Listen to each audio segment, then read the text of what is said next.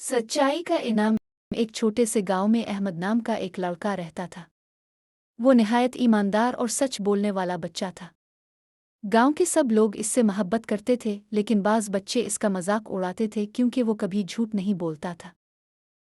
एक दिन गांव के रईस की कीमती अंगूठी खो गई। सब घबरा गए और तलाश शुरू हो गई। रईस ने ऐलान किया कि जो भी अंगूठी वापस लाएगा इसे इनाम दिया जाएगा।